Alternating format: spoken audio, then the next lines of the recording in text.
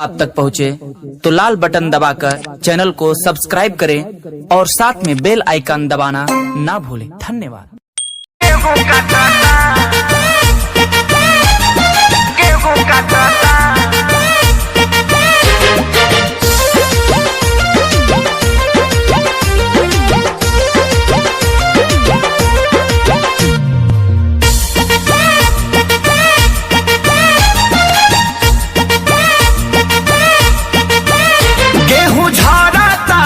खेत में साराता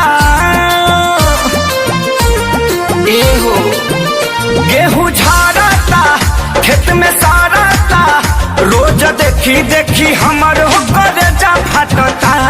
भतारी साला सब दिन के गेहूं काटता, भतारी साला सब दिन के गेहूं काटता।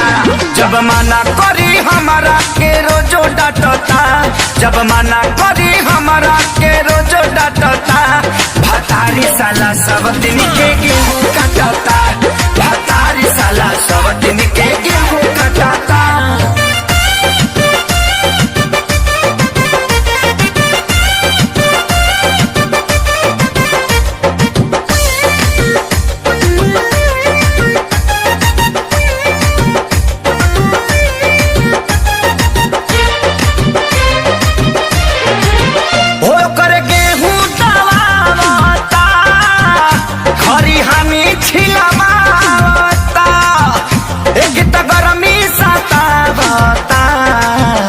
किसी किसी मुहाबता ए सखी सुनो ना ए हो कर गेहूं दबावता, हरी हानि छिलवावता, हो लेके तो गरमी सतावता।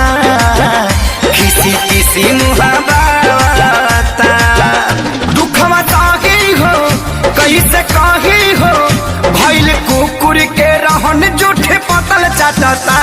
भतारी साला सब दिन के गेहूं काटता, भतारी साला सब दिन के गेहूं काटता।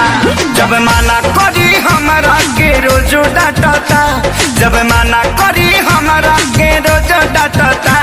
भतारी साला सब दिन के गेहूं काटता।